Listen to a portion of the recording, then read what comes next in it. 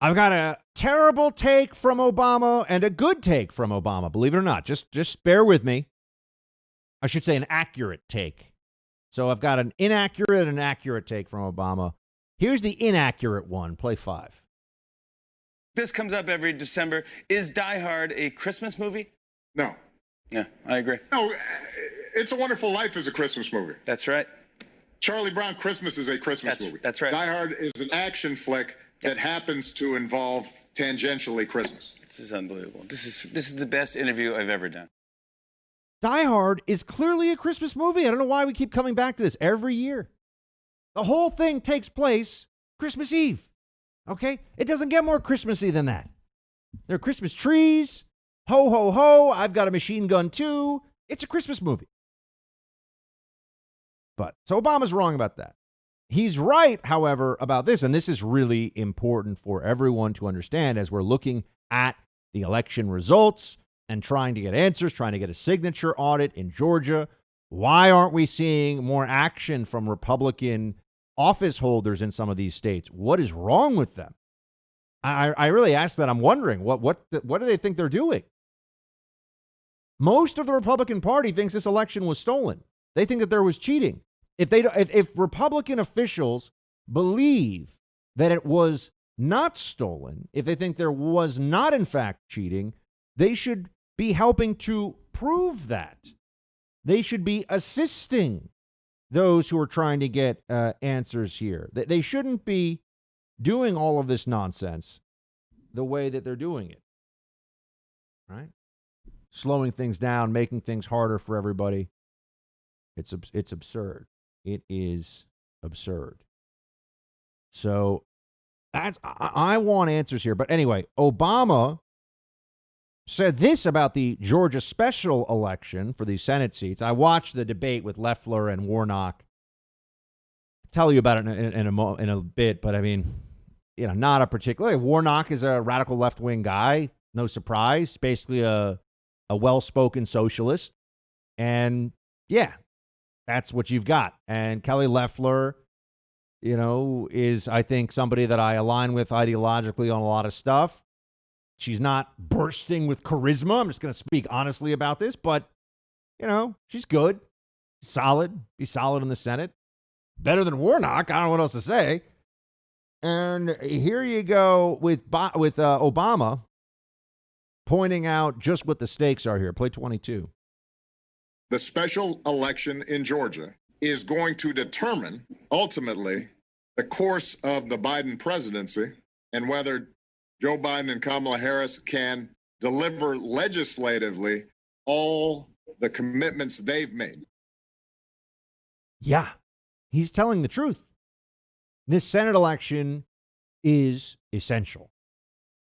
It's essential. Think of this Senate election as the firewall. Think of this as the last line of defense against the leftist socialist lunacy. If we lose the Senate, if they have unrestricted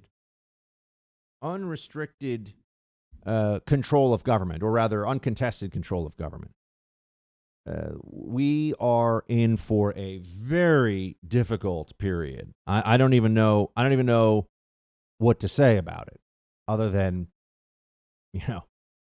get in the trench, put your helmet on, and hope that you make it through the shelling. I mean, it's going to be bad. If Biden somehow still manages, and I don't even care. People have been telling me, Buck, doesn't matter what the percentages are. You say we're in the fight, so we're in the fight. You know what? I think that's fair. I agree. Long shot or not?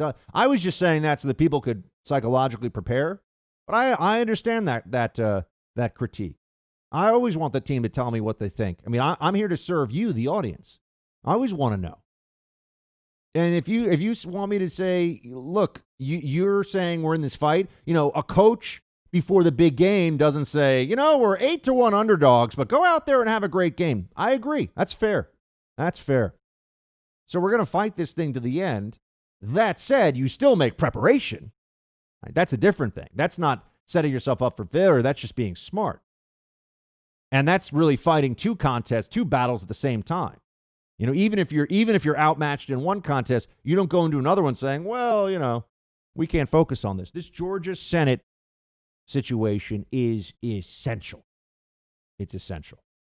And Obama knows it because there's only so much that Joe Biden will be able to do by executive order.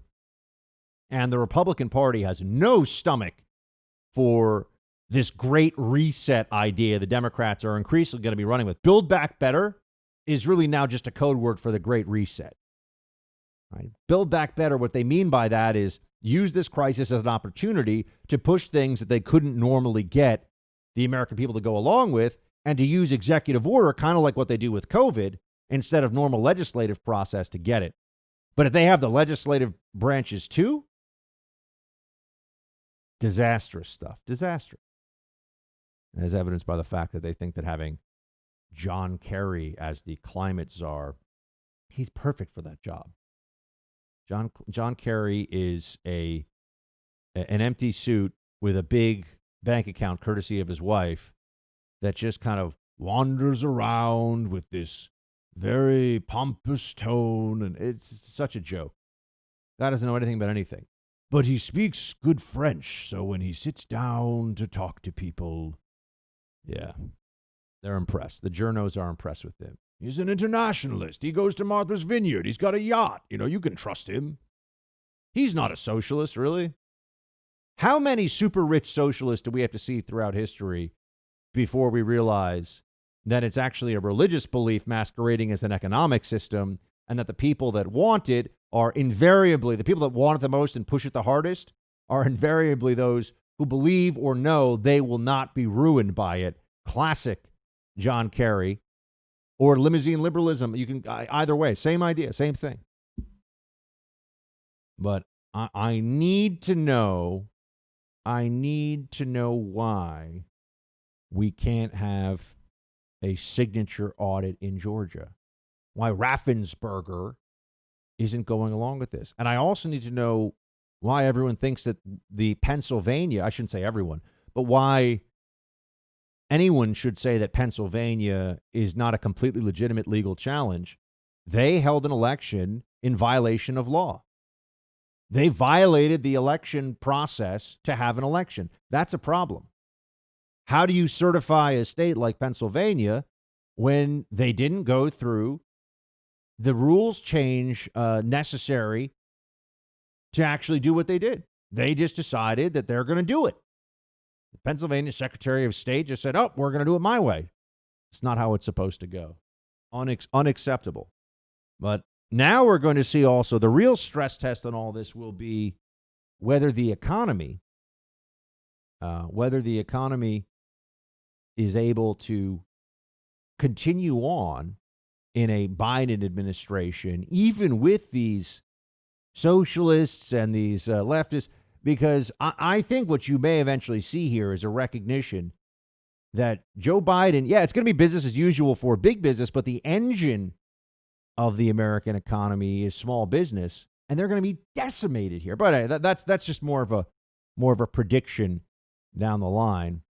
And it's so sad because I think there are a lot of people that have been brainwashed by the media into thinking that Trump didn't do a great job with the economy, and that's why this election is even in the position it's in right now. Because the media has been so able to. So you have a stress test of the economy. You also have a stress test of the system where you're going to get to the Supreme Court, and they may just refuse, or maybe they'll refuse to take it, which is the same thing as refusing to do the right thing. And it's just because people are so worried that the crazy libs, are going to burn the country down if they don't get their way. That's what we're dealing with now. The mass hysteria and near universal Democrat temper tantrum that the country will go through just isn't worth it. I worry there are people that think that that's all the rationalization, all the justification they need to ignore these legal challenges and to just pretend that everything we've seen here is fine. It's not. A lot of travel restrictions these days. States are going into lockdowns. There's stay-at-home orders in place in plenty of places, and it means you're not going to be able to spend as much time with loved ones this year, for a lot of people at least. But the good news is you can reach out to them. You can bring them some joy, send them some holiday cheer with Bloomsy Box. That's what I've been doing. I've got Bloomsy Box flowers for my girlfriend, for family members, And anybody that I can't see over this holiday, I know that I can send them great flowers that will stay fresh and in bloom long beyond what you'd normally expect here. Bloomsy Box are simply better blooms, and seeing the look on someone's face when those flowers arrive, it's magical. They're delivered fresh from the farm straight to my girlfriend's door, so they arrive weeks fresher. Whether I'm sending a single holiday arrangement or a subscription for someone special, I only send Bloomsy Box. I got you a special discount, too. Go to bloomsybox.com and enter Buck to get 15% off and free shipping. That's Bloomsy Box, BLOOMSY Box.com. Enter promo code Buck for 15% off and free shipping.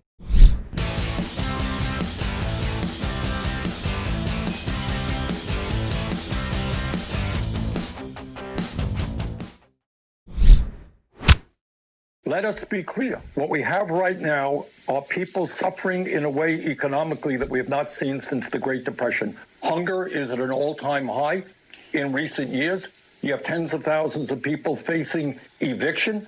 You got over 90 million people who are uninsured or underinsured. And what the American people want, they understand that in the midst of this crisis, through no fault of their own, because of their pandemic, the economy is in shambles. And they are asking the United States Congress to help them. At the very least, what we should be doing is continuing that $1,200 payment to every working class adult in this country, plus $500 for their children. Now, why aren't we seeing help? Right. I mean, we'll just go beyond right now pointing fingers about why the economy is in such difficult shape for people. Remember, one of the issues you have right now is the overall economy is still continuing. A lot of people are work from home, and a lot of businesses have been able to adapt. But there is a large segment of America, people that work in the service industry, people that, have to show up, people that are in any way tied to theme parks or movie theaters or anything. There's a large segment of America that is getting a totally raw deal in this situation. And they haven't been receiving. The government has effectively shut down their businesses on the claim that it's necessary for public health. And I won't even get into how true or not true or how accurate or not accurate those predictions are. The government's done that and now has failed to give them the assistance that they deserve from the government. Why is that? Well, we know the answer is Nancy Pelosi and the Democrats. The answer is the left-wing lust for power is more powerful than their desire to help people who are in a very bad spot right now. You see once every couple of weeks now, you'll see a story about a massive food lines. These people are newly in difficult circumstances for the most part, right? We didn't see these food lines a year ago, not stretching on for miles and miles. It's because of the lockdowns. It's because of the decisions made by government to shut down businesses that this is as bad as it is. And people that would say, oh, but Buck, nobody would do, it's not the government. Yeah, really?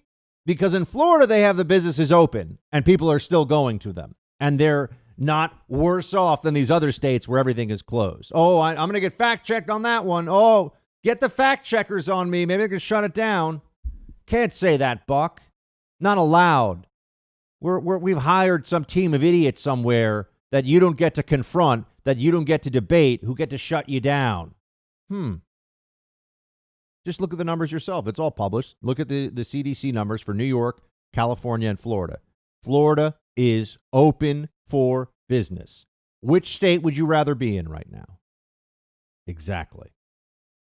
So they talk about, Bernie Sanders rightly talks about the suffering that people have, but doesn't understand the role that Democrats have played. It's the role the Democrats have had in all of this, or rather won't talk about that role. And Nancy Pelosi, worst of all, Pelosi still goes around acting like she has the interests of the people at heart here, that she really cares. Play 11. We have the time to do it. It doesn't, and again, we want to have it on the omnibus. We have to have an omnibus. and we're hoping that that will accelerate the discussions on the omnibus. We are going to keep government open. You know, we're not going to have a continuing resolution, but we need to take the time to do that. And then, as I said, we saw a framework. They're putting, now they have to turn it into text. And then, so we'll take the time we need, and we must get it done. And we must get it done by before we leave. Pelosi has allowed millions, perhaps tens of millions of Americans to suffer, to be unable to pay their bills, to be despondent at home without jobs, or watching as their business just day by day gets closer and closer to complete collapse and closure if they're not already there. She's put millions of people through that because she wants more stuff from Republicans that Republicans don't want to give her. I repeat it because it bears repeating. She is holding COVID relief hostage. That is the game she has been playing.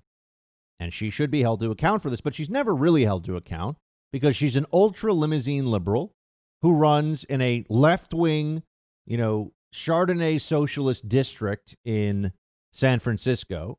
And she can get away with this because she's sticking it to Republicans. The suffering of the people is a small price to pay in Pelosi's mind, as long as it means that she has leverage against Republicans. That's what she thinks. That's her approach. And you can tell she gets a little snippy when it's pointed out that she's waited up till now on COVID relief. Why did she wait? What really has been gained in this? Now, a lot of suffering.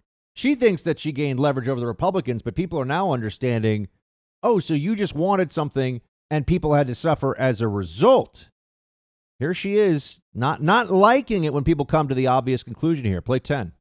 Well, months ago, when you said, I'm not going to accept half the load. Look, I'm going to tell you something. Don't characterize what we did before as a mistake, as a preface to your question, if you want an answer. That was not a mistake. It was a decision, and it has taken us to a place where we can do the right thing without other, shall we say, considerations in the legislation that we don't want. Now, that is it. Don't you dare ask a question that comes to the, or at least raises the obvious conclusion here that Pelosi was playing games with people's futures. Knowingly. Didn't matter. Didn't care. You know what was one of the big things that she's wanted all along here? All this mail-in ballot stuff. It's about Democrat power, friends. You suffer. You're not getting checks now if you lost your job or your business is shut down, whether it's your business or you work for a business that's shut down. You're not getting checks now from the federal government that you deserve. It would be as if the government was siphoning money out of your checking account, promising to put it back and didn't do it. Okay? It's like they've put a lien on your house that they're not supposed to, and now they're supposed to pay it off, and they won't do it, right? They've taken this action against you. They have hurt you, and they're not fulfilling their end of the bargain. And it's Nancy Pelosi that's insisting that they not fulfill the bargain, and this is what's brought us to this current moment. It's the Democrats who have blocked this aid. Why? It was going to be good for Trump, and they knew this going into the election if people were getting checks. It showed government action. It showed that there was a reasonableness in all of Trump's approach on COVID at the federal level. And it also would have made people feel more promising about the future. They would have felt more optimistic about where the country was going. So Pelosi knew that she could either make them bend the knee and give her all this list of goodies, or the American people get to be more miserable and therefore more likely to just vote against whoever's in charge, even though the reason they're being made more miserable is Nancy Pelosi. That's what we have seen happening. That is the reality of what is going on right now in American politics. And that journos can just barely even begin to get the question out before Nancy starts shrieking at them tells you everything you need to know. I recently got a crash course in home title theft, and you better pray this crime never happens to you because it comes after your most valuable asset, your home. Here's how it works. The bad guys, cyber thieves, they find your home's title online, then they use a quitclaim deed to kick you off, put themselves on, and then they start taking out loans against the equity in your home. You often won't find out about this until the payment demands arrive in the mail, perhaps even a foreclosure notice on your property. You have to take action now to create a virtual barrier around your home's title and go with the experts, because the usual identity theft services don't protect you. Go with Home Title Lock. Go to HomeTitleLock.com, use that promo code RADIO, and you'll get 30 free days of protection. You can also check online to see if you're a victim of this crime and don't even know it yet. HomeTitleLock.com, promo code RADIO. That'll get you 30 free days of protection, and you can check online to see if you're a victim of this crime and don't even know it.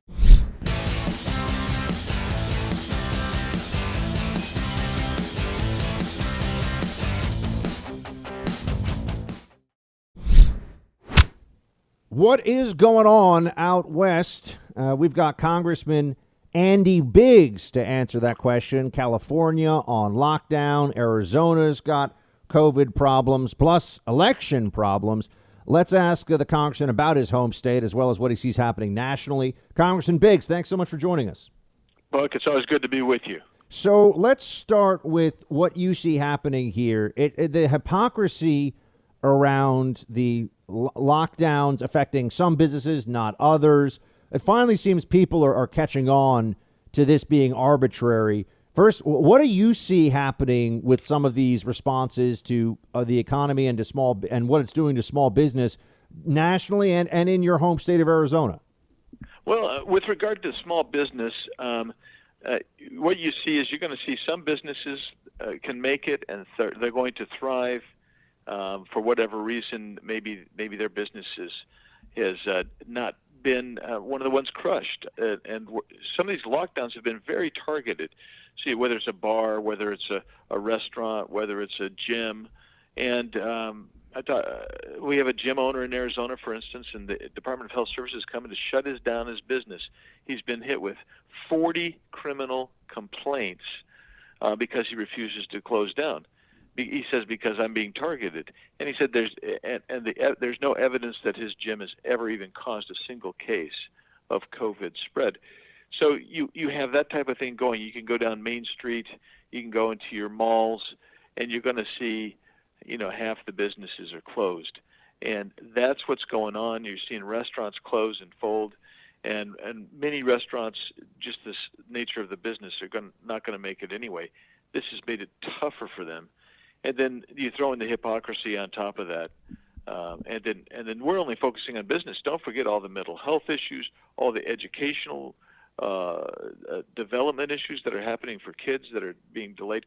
So lots of problems as a result of the approach that these tyrants have taken. Why isn't Arizona taking a more Florida approach? Well, you're familiar with what's going on at this. I know you're not in the state legislature; you're in Congress. But what's the holdup on that? Why can't they? I mean, especially given some of the similarities in weather, are they considering? Have they considered following in the footsteps of Governor Ron DeSantis a little bit here, or they just refuse? Well, it's all up to the governor and the governors. I mean, Governor DeSantis has a very different approach than the governor of Arizona, and right now, the legislature in Arizona has been out of session for many months now, and they can't call themselves back in because the Constitution doesn't allow it. It requires 2/3 supermajority to go back in, or the governor's got to call them. And the governor is, in my opinion, exceeding the bounds of the emergency powers that were already in statute for him. And that's a dangerous precedent, number one. Number two, it's also dangerous and difficult for people now. And you know what? There's a lot of court cases that have gone on, and they continue to go on in the fight. But I don't know really what's driving this governor. But I'm not pleased, of course. I'm very disappointed by it. Talking to Congressman Andy Biggs of Arizona. Congressman, you've been willing to at least ask questions and sometimes push back a little bit on the. I keep telling everybody, all you have to know about the COVID consensus is that it changes every 2 weeks about how well we're doing, what we should be doing, what the science says. Yep. The science is absolute for 2 weeks at a time, and then it tends to adjust depending on where we are. What do you think the Trump administration right now should be doing? I mean, what could be done to try to get people their freedoms back, their individual liberty back. I mean, when we're seeing out in California, Hollywood and connected businesses, big box stores are getting very different treatment, never mind, of course, churches in the state of California, than small businesses. This just seems like a place where the federal government could and should step in. Yeah, so I've got 2 points. Number one, I've been very bullish on how President Trump has tried to keep the federal government from intervening in the states as they govern themselves. I think that's important. I'm still there, but I do think we've reached a point, well, and I thought this quite some time ago, actually, where the civil rights are being violated of individuals.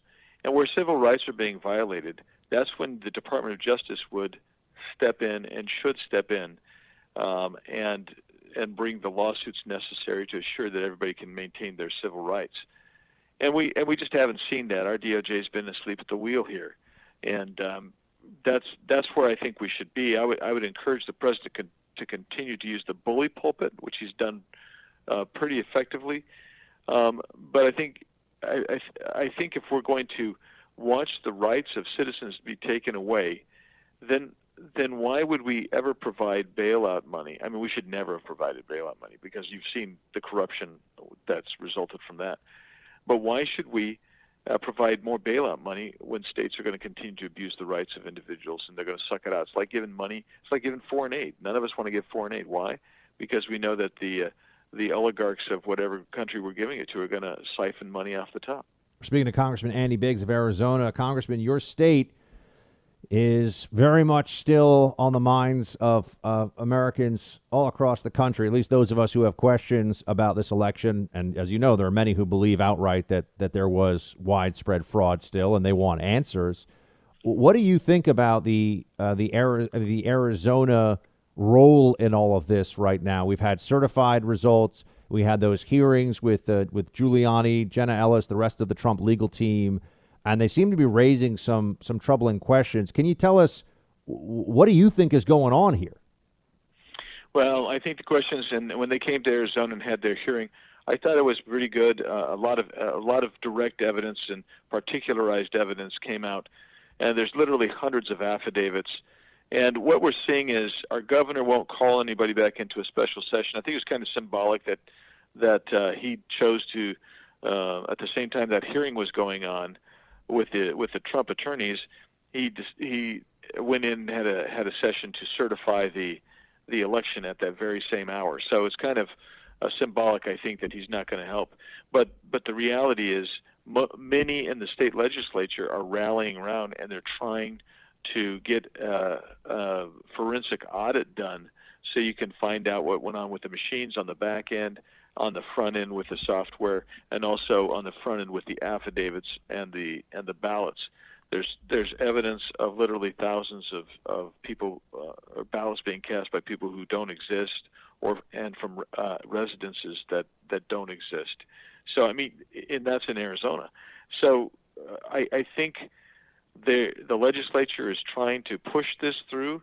The rank and file members of the legislature, they're having trouble because the governor won't help them. And can you explain this to me, Congressman? I don't mean to interrupt you, but the Washington Post headline from earlier today: Arizona legislature closes after Giuliani spent 2 days with maskless GOP.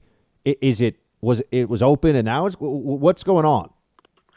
No, so when they say the legislature is closed, they're just talking about the building, the physical building itself. I mean, that's just a silly, misleading headline. Yes, they closed the building down, but that doesn't mean that they can't do work. They're not in session now. But what they can do is they can move into interim committees. They can try to push forward and get some subpoenas to bring people in and get more evidence and really get after it. But I mean, this notion that the legislature is closed because of the COVID, they've been out of session for months. What that means, I suppose, is that the building is closed. Congressman, do you believe that there was substantial fraud in the Arizona component of the federal election? I do. And Buck, what we get back to is what I'm talking about.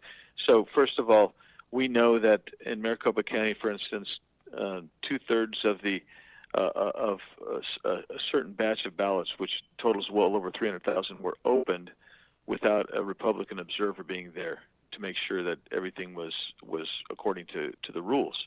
That's a violation of law. Should never have happened. We know that there were somewhere in the neighborhood of 8,000 to 10,000 ballots cast by people who don't exist or from residents that don't exist. We know that you have the affidavit, which is the envelope that a returned ballot, and you have nearly 2 million of those. Not all of those, the testimony has been so far, is that not all of those had the signatures verified. So you not only want to verify the signature, you want to verify who's voting. So there are places to go, and I just literally a few hours ago spoke to a fellow from another state who is in a leadership position in that state, who said their cyber people believe that they have found the feature which caused vote switching in Dominion software and machines. And so there is not just indicia anymore. There are affidavits. There's testimony of witnesses. We're ready to move into a full-blown investigation, and we're being denied that. Congressman, before we let you go, we're speaking to Congressman Andy Biggs from Arizona's 5th District. Congressman, you've obviously shed a lot of light on what's happening in Arizona, and it's fascinating that the media is just, it seems like intentionally misleading about what's going on there. But in states like Arizona, Georgia, people bring up, why are there some Republican state officials who seem so hesitant to just even do the basic investigation or give the basic due process to all the voters who cast their votes for Trump? I know at some level this might just be me asking you to look into the motivations of others, but can you come up with why are they doing that? Well, you know, because people keep saying, well, in Georgia, for example, you've got a Republican governor, you've got a Republican controlled state legislature. Arizona is thought of as a red state as well. What's going on with these GOP officials who don't seem to want answers? You know, I don't understand their motivations. They've never said why they don't want to do this. I think two things. Number one, they immediately went into a defensive mode. As soon as people start saying, well, this just can't be right, before there was even any evidence, they immediately stepped out and said, no, this was perfect, this is great, blah, blah, blah. And I think they took a defensive point of view, and instead of being willing to walk it back and say, but you know what, we think it was great. And I told them, I've told many of them this, it's even if you think it was great and perfect, there are many people, not just in Arizona, but around the country, that think it wasn't great and perfect. And there's indicia and there's evidence.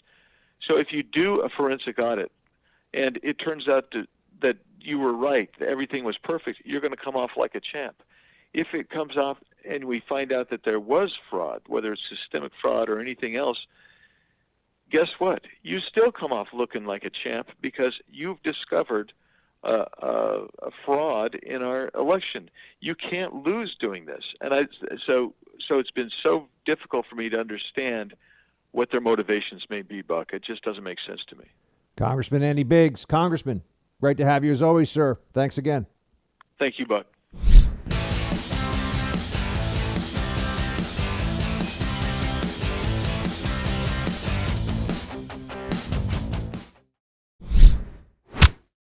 Including Governor Newsom, San Francisco Mayor London Breed, disregarding their own coronavirus restrictions, even as they told your fellow Californians to do the opposite. Does that kind of behavior undermine their credibility as they try to prevent the virus from spiraling out of control in California?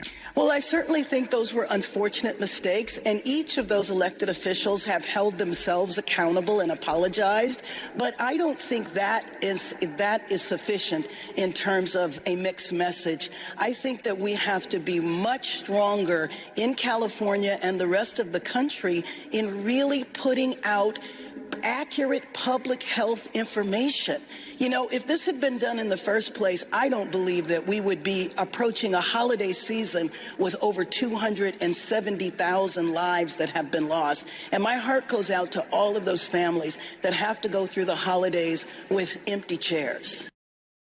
So much said here that's just makes no sense. It's Congresswoman Karen Bass from California here with Fake Tapper doing what he does. Once a month he asks, just a question of a Democrat. And then we're all supposed to say, oh my gosh, fake Tapper, he's so honest. He's such an honest journo. Look at him. He asked one real question. Then he can go back to, writing checks to the DNC and giving them at least in-kind contributions if he's not writing checks. That's what his so-called journalism is. But Karen Bass, notice she says that these elected officials have held themselves accountable. She says that with a straight face. Oh yeah, I get caught doing something embarrassing, so I go, sorry about that. That's accountability. Oh yeah. Businesses are getting huge fines, getting shut down, but accountability is, whoopsie, you guys caught me. So yeah, my bad. That's Democrat version of accountability, of course. But even more interesting to me is her idea here that if only we had gotten out public health information sooner and better, if only we had done that, everything would be better now. What public health information do we have now that's out there? What has changed for now and where we were 9 months ago? If anything, we've learned that the virus is, now I'm comparing it to 9 months ago, so I know the third-party fact-checking totalitarians, they're going to get this wrong. But 9 months ago, we thought this virus was actually more lethal, and we thought we were in worse shape treating it, and we had didn't know what the mortality rate was going to be for children, for the young. So we were in a worse place, and we were being given all this advice and all this stuff. And then here we are now finding out that it's actually not as bad as we had anticipated in that regard. Yes, the death count is high. This is a disease that is a serious risk to the elderly. That is the truth. It is not a major risk to people who are under 50 for sure. And that's a large segment of the population that is at effectively entirely acceptable risk level from the virus. But Congresswoman Bass here says if we'd gotten public health information out sooner, we'd be better off. No, there's no reason to believe that's true. California was, over the summer, when for whatever reason they seemed to have a pretty low caseload, holding itself up as a model. Its citizens were doing a great job. They were all so good about masking and distancing and all this. What are they saying? Now, all of a sudden, when the flu season and when indoor is more common, now they've gotten bad at that because they don't believe it anymore? They can't answer the questions, my friends, because they don't have answer. That's what we all need to know. That's what we all need to understand. And they're just telling you nonsense.